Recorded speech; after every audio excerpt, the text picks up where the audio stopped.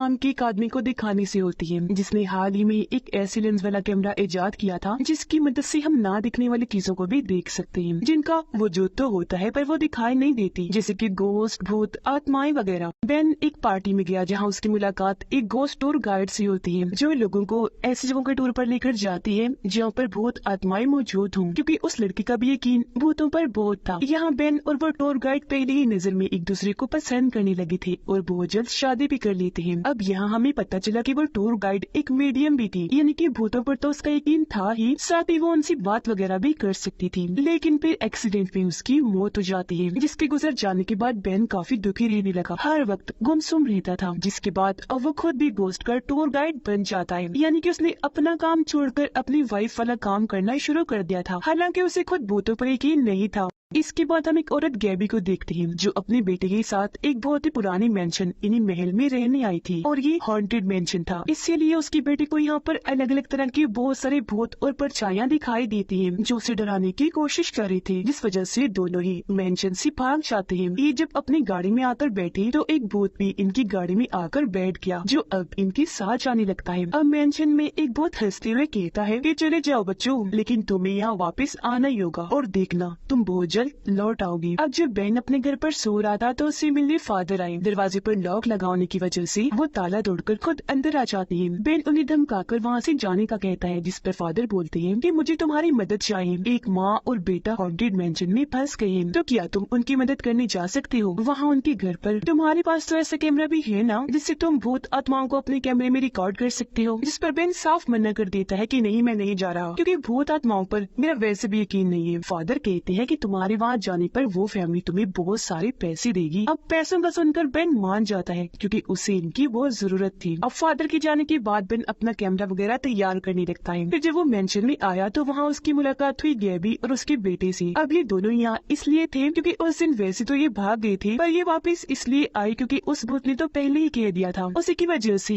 ये खींचकर यहाँ चले आई। अंदर आने से पहले गैबी बेन को दरवाजे पर ही रोक देती है, ये कहकर कि अगर तुम जाना चाहते हो तो अभी भी जा सकते हो, क्योंकि एक बार तुम अगर मेंशन में आ गई तो यहाँ से फिर कभी नहीं जा पाओगी। बेन को कुछ समझ नहीं आती कि ये क्या कह रही है। हालांकि उसे अजीब तो लगा, पर क्योंकि वो पैसों के लिए आया था तो अंदर आ ही जाता है। अब गैबी उसे अपने बारे में और इस महल के बारे में बताती है। यहाँ पर अलग अलग तरह की कई सारे भूत हैं, जो अजीबोगरीब चीजें करके हमें डराते हैं। हम यहाँ घर के बीच टेंट लगाकर रह रहे हैं, क्योंकि ये जगह हमारे लिए महफूज है। उसे गैबी की ये बातें झूठी लगती है। ऊपर से वो कैमरा भी चार्ज करना भूल गया था, इसलिए छोटी मोटी तस्वीरें बनाने के लिए वो बस एक्टिंग कर रहा था। इसी बीच हम उसके पास एक भूत को भी खड़ा हुआ देखते हैं, जो इस वक्त कोई भी हरकत नहीं कर रहा था। इसलिए बेन को यही लगता है कि यहाँ कोई भूत वूत नहीं है। ये बात उसने गैबी से भी कही कि यहाँ कोई भी भूत प्रेत नहीं है, तुम बिला वजह ही डर रही हो। जो कहने के बाद वो अपनी गाड़ी में बैठा और घर के लिए निकल गया। वो जब अपने घर पर था तो उसे एक भूत नजर आना शुरू हो गया था, जिससे बेन डरता तो नहीं, लेकिन अपना कैमरा चार्ज करके उस भूत की तस्वीर बना लेता है। उसकी परछाई की तस्वीर बन गई, जो एक बूढ़े आदमी का भूत था, और वो एक तलवारबाज हुआ करता था। और जिस आदमी का ये भूत था उसकी तस्वीर बेन ने मेंशन में देखी थी, यानी कि ये भूत वही का था। अब से वो बहुत दिन रात बेन को सताने लगा। एक दिन जब उसकी आँख खुली तो उसने देखा जैसे मेरा कमरा समंदर के बिल्कुल बीचों बीच है, जिसके साथ ही कमरे में पानी भरना शुरू हो गया। वो भूत उसे बार बार एक ही बात कही जा रहा था कि उस मेंशन में वापस चले जाओ, जिस पर बेन मान गया। वो जब दोबारा वहाँ गया तो गैबी और उसका बेटा पहले से उसका इंतजार कर रही थी, क्योंकि वो जानती थी कि बेन वापस आ ही जाएगा, क्योंकि अब से वो भी उनकी तरह ही मेंशन का ही हो गया है, जिसे वहाँ के भूत कहीं पर भी जाने नहीं देंगे। जिससे अब ये बात क्लियर हुई कि गैबी, उसका बेटा और बाकी लोग यहाँ कैसे फंस जाते हैं। यहाँ तक कि वो फादर भी यहाँ फंस गए थे, जिन्होंने बेन को यहाँ पर भेजा था। अब बेन उन पर गुस्सा करने लगता है कि आपने मुझे यहाँ की सच्चाई क्यों नहीं बताई, और उस भूत की तस्वीर भी दिखाता है, जिस पर फादर उसे रिलैक्स करते हैं और कहने लगे कि हम उनसे लड़ सकते हैं। जिस पर बेन कहते हैं कि ये आइडिया ठीक नहीं, हम यहाँ रहने पर मजबूर क्यों हो, हमें यहाँ से भागने का तरीका ढूंढना चाहिए। अब आज शाम ही एक भूत बेन को डराने की कोशिश करने लगा। पहली बार वो भी काफी डर गया, जिसे बाकी लोग संभालते हैं। अब अगले दिन ये सारे आपस में बात कर रहे थे कि हमें यहाँ से निकलना है और ये सब रोकना है, जिसके लिए हमें कुछ और लोग चाहिए। एक ऐसा इंसान जो इस मेंशन की हिस्ट्री, तारीख के बारे में जानता हो, और दूसरा इंसान हमें मीडियम, ताकि वो भूतों से बात कर सके और उनसे पूछ सके कि आखिर यहाँ के भूत चाहते क्या हैं, क्यों यहाँ आने वालों को दोबारा आने पर मजबूर करते हैं, और क्यों सबको हॉन्ट किया जाता है जब वो लोग मेंशन छोड़ के चले जाते हैं।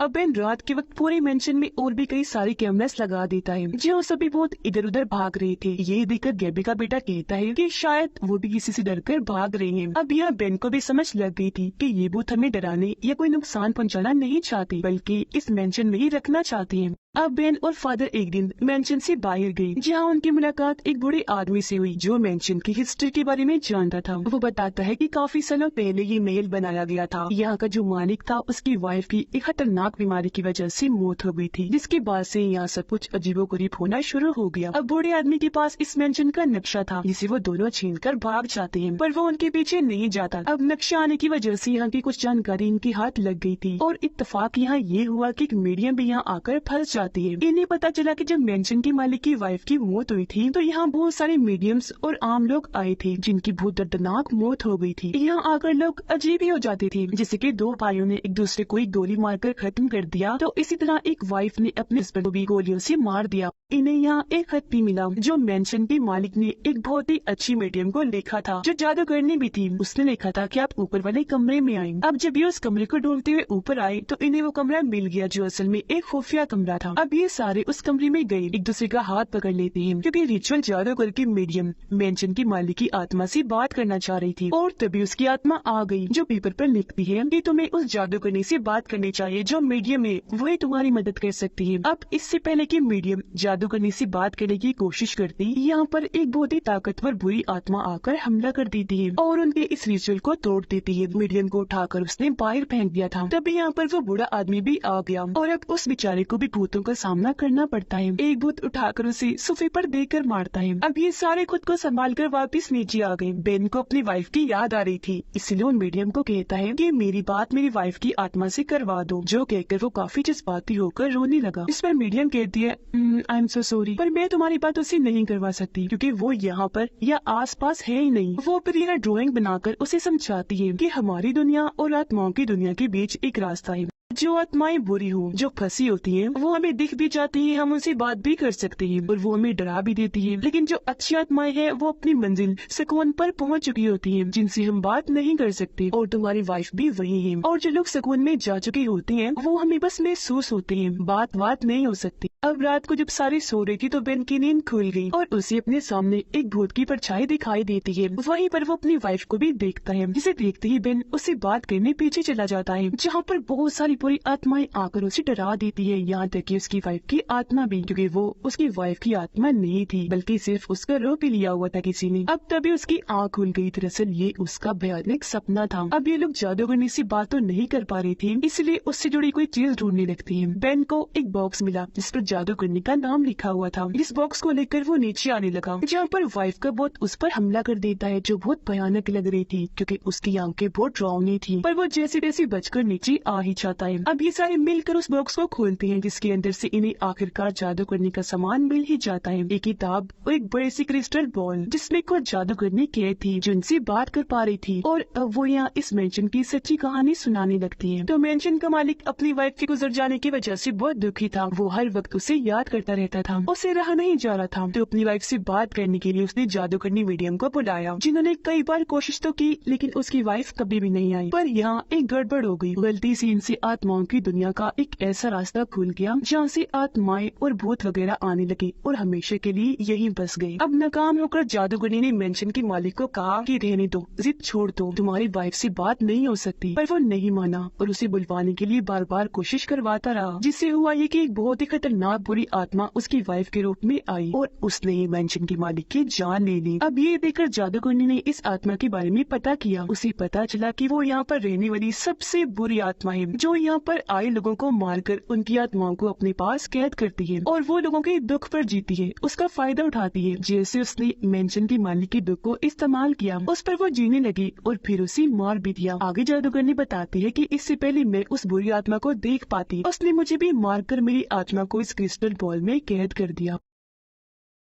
अब जादूगरनी ये भी बताती है कि बहुत ही खतरनाक बुरी आत्मा उसकी वाइफ के रूप में आई। वो आत्मा एक आदमी की है जो एक रिचुअल करना चाहता है जिसके लिए उसे 1000 आत्माएं चाहिए। अब तक उसने 933 आत्माएं कैद कर ली है और अगली पूरे चांद की रात को वो अपना ये मिशन पूरा कर लेगा। तेजी से लोगों को मारकर वो 1000 आत्माएं पूरी कर ही लेगा और फिर इस मेंशन से बाहर निकल जाएगा जहाँ पे वो दुनिया को तबाह करेगा। यही वजह है कि वो तेजी से दुखी लोगों को मारता है और उनकी आत्माओं को कैद करता है। अब जादूगरनी की आत्मा वहाँ से जाने लगी पर बेन को जाते हुए कहती है कि खास तौर पर तुम मजबूत रहो क्योंकि वो भूत अब तुम्हारे गम को महसूस कर पा रहा है जो तुम्हें तुम्हारी वाइफ का है। उसके जाने के बाद अब ये लोग आपस में बात करते हैं कि अभी सिर्फ 933 आत्माएं हुई, जिस पर बूढ़ा आदमी कहता है कि नहीं, जादूगरनी अपने मरने तक की नंबर्स बता रही थी, असल में तो कुल 999 आत्माएं हो गई हैं और अब उस बुरी आत्मा को बस एक ही आत्मा चाहिए, फिर 1000 पूरे। अब ये सारी परेशान हो गई, इस बारे में बात करने लगते हैं कि क्या किया जाए, आखिर वो चाहता क्या है, कैसे उससे बचा जाए और वो हो कौन सकता है बना। अब बाकी छोटे भूत भी उन्हें परेशान कर रहे थे। वो गैबी को भी खाना बनाते हुए परेशान करने लगते हैं। वो जो चीज भी बर्तन में डालती है आत्माएं शरारत करके वो हवा में उड़ा रही थी। अब गैबी का बेटा अकेला बाहर बैठा हुआ था। उसके बारे में गैबी बेन से बात करती है कि मैं अपने बेटे के लिए बहुत परेशान रहती हूँ, बस इसे कुछ ना हो क्योंकि मुझे इसका बहुत ख्याल आता है। इसका कोई भी दोस्त नहीं है, मैंने खुद भी बच्चों को इसके साथ बुरा बर्ताव करते हुए देखा, इसीलिए वो हर वक्त अकेला रहता है। ये सुनकर बेन को उसके लिए हमदर्दी हुई, वो उसके पास जाता है। तब बच्चा बड़ी मासूमियत से कहता है कि मैं यहाँ अकेला इसलिए बैठा हूँ क्योंकि मेरा कोई दोस्त नहीं है और न ही मुझसे कोई बात करता है, तो मुझे अकेला रहने की आदत हो गई है और अब मैं अपने डैड को याद कर रहा हूँ जो कहीं पर चले गए हैं। जिस पर बेन उसे समझाता है, अच्छी सी बात करके उसी दोस्ती कर लेता है और हंसी मजाक करने लगा, जिससे बच्चे के साथ साथ अब बेन को भी खुशी होने लगी। अब मीडियम कहती है कि मैं रिचुअल करके आत्माओं की दुनिया में जाऊंगी और वहाँ की आत्माओं से बुरी आत्मा के बारे में जानने की कोशिश करूंगी। अब उसे रिचुअल इतना अच्छा नहीं आता था, इसलिए उसकी बजाय बेन इस रिचुअल में खोकर इस महल में घूमने लगता है और यहाँ भूत आत्माओं को देखता है कि वो मेंशन में कैसी रह रही हैं। उसे तभी मेंशन की मालिक की आत्मा दिखाई दी जो बेन को कहता है कि वापस चले जाओ कैसे भी करके, क्योंकि उस बुरी आत्मा को बस एक ही आत्मा चाहिए जो वो कैसे भी करके ले लेगा, जिसके बाद हम सब हमेशा के लिए यहाँ पर फंस कर रह जाएंगे, कभी भी आजाद नहीं होंगे और वो बाहरी दुनिया में तबाही मचाकर वहाँ पर अपना राज बना लेगा। अब तभी यहाँ वो बुरी आत्मा आकर बेन पर हमला कर देती है। वो डर के नीचे गिर गया, तो वो आत्मा बेन को पकड़ने की कोशिश करने लगी। यहाँ हमें पता चला कि ये असल में एक बहुत ही जालिम आदमी जो अपने वक्त का बदनाम हेड बॉक्स था उसकी आत्मा है, जो हर वक्त हेड टोपी पहन के रखता था। अब यहाँ उसकी आत्मा का सर नहीं था। इस हेड बॉक्स आत्मा का नाम क्रम्प था। वो बेन को पकड़ नहीं पाता और वो वहाँ से बचकर भागने लगता है, पर इस बीच मीडियम ने उसे रास्ता दिखाया। वो असली दुनिया में आकर होश में आ जाता है। अब ये लोग उसका नाम कहकर बुलाने लगते हैं। हेड बॉक्स क्रम्प का स्केच भी बनवाते हैं, जिससे इन्हें पता चला कि बड़े होकर वो काफी अमीर बन गया, पर वो बचपन से ही जुल्म का शिकार रहा। हर कोई उसके साथ बुरा बर्ताव करता था। वो अपने मॉम डैड के साथ इसी मेंशन में रहा करता था, पर मॉम के गुजर जाने के बाद डैड ने उसी मेंशन से निकाल दिया और खुद वो अकेले ही यहाँ पर रहने लगे। पर कुछ ही टाइम के बाद डैड की अजीब तरह से मौत हो गई, जिसके बाद क्रम्प वापिस महल में आ गया और लोगों को बुला बुलाकर वो दिन रात पार्टी किया करता था। पर बाद में पता चला कि वो एक एक करके पार्टी में आए लोगों को मार दिया करता था, क्योंकि वो ये सब उसी जादू के लिए ही कर रहा था, जिससे उसके पास दौलत और शोहरत बहुत आ गई थी। पर लोगों को किसी तरह उसके बारे में पता चल गया और उसे सजा देने के लिए उसका सर कलम कर दिया गया। उसकी लाश को इसी मेंशन में दफन कर दिया गया, लेकिन आज तक उसका सर नहीं मिला। अब मीडियम बताती है कि क्रम्प की आत्मा का हमेशा के लिए अगर हम खात्मा करना चाहते हैं तो हमें उससे जुड़ी कोई चीज चाहिए होगी। इसलिए अब बेन, फादर और गैबी का बेटा क्रम्प की दूसरी महल जाते हैं, जहाँ इनके साथ बड़े तलवारबाज की आत्मा भी गई जो इनकी मदद कर रहा था और बताता है कि क्रम्प की आत्मा ऐसे किसी इंसान को नहीं मारेगी, बल्कि वो मरने वाला इंसान खुद ही अपने आप को क्रम्प के हवाले करेगा। और वो आत्मा इन्हें एक बेसमेंट भी दिखाती है, जहाँ पर मरे हुए इंसानों की कब्रें और सामान था और यहाँ इन्हें क्रम्प का सर भी दफन मिल जाता है, जिसके ऊपर से हेड उठाकर ये वहाँ से आ जाते हैं। अब बेन गैबी के बेटे को बाहर ही छोड़कर अंदर जाने लगा, जहाँ पर फादर उसे सच बताते हैं कि मैं कोई फादर प्रीस्ट नहीं हूँ, बल्कि सब धोखा करता हूँ, क्योंकि पैसों की लालच में मुझे ऐसा करना पड़ता है। प्लीज मुझसे गलती हो गई, माफ कर दो। जिस पर बेन कहते हैं कि आप परेशान ना हो, आपने मेरी और उन लोगों की मदद करना चाहिए, तो अब खुद पर भरोसा रखें, आगे जो भी होगा हम सब मिलकर देख लेंगे। अब जब ये दोनों अंदर गए तो देखते हैं कि क्रम्प की आत्मा बूढ़े आदमी के अंदर आ चुकी है, जो इन दोनों पर हमला कर देती है और उसकी हेड छीन कर आग में फेंक देता है, ताकि क्रम्प का हमेशा के लिए खात्मा करने वाला रिचुअल न हो सके। अब तभी क्रम्प की आत्मा बूढ़े आदमी के अंदर से निकलकर बाहर आ जाती है। वो इनसे बात करने लगा और अपना असली प्लान बताने लगता है। वो कहता है कि बेन नहीं बल्कि मेरा आखिरी शिकार गैबी का बेटा बनेगा, क्योंकि डैड के गुजर जाने के बाद वो उन्हें याद करके दुखी हो रहा है और मैं उसके दुख के जरिए ही उसे अपने कंट्रोल में करने की कोशिश कर रहा हूँ। अब यहाँ गेबी ये राज खोलती है कि वो ऐसा इसलिए कर पा रहा है क्योंकि मेरे बेटे को पता चल गया है कि उसकी डैड की मौत हो गई है। मैंने जो बात उसे छुपा के रखी हुई थी और कहा था कि वो कहीं गए हुए हैं। अब बेन और गेबी बच्चे को बचाने के लिए उसके पास जाने लगी। इससे पहले कि क्रम्प की आत्मा उसे अपनी चाल सी बातों में फंसाता, कंट्रोल करता, बेन यहाँ आकर बच्चे को समझाता है कि तुम्हारी डैड अगर मर गई तो दुखी ना हो, तुम अभी बच्चे हो, आगे बढ़ना सीखो। बच्चा उसकी बात मान गया। तब बेन उसे लेकर यहाँ से बाहर आ जाता है। तब तक बाहर सारी आत्माओं ने बाकी लोगों पर हमला कर दिया था। अब यह फादर आत्माओं से बात करता है, उन्हें समझाता है जो उसी की तरफ बढ़ रही थी। वो कहता है कि क्रम्प बहुत बुरी आत्मा है, आप उसका साथ ना दें। अगर चाहे तो आजाद होकर यहाँ से जा सकती है या फिर ये आजादी से रह सकती है बगैर किसी से डरी। उसकी बातों का आत्माओं पर असर हो गया।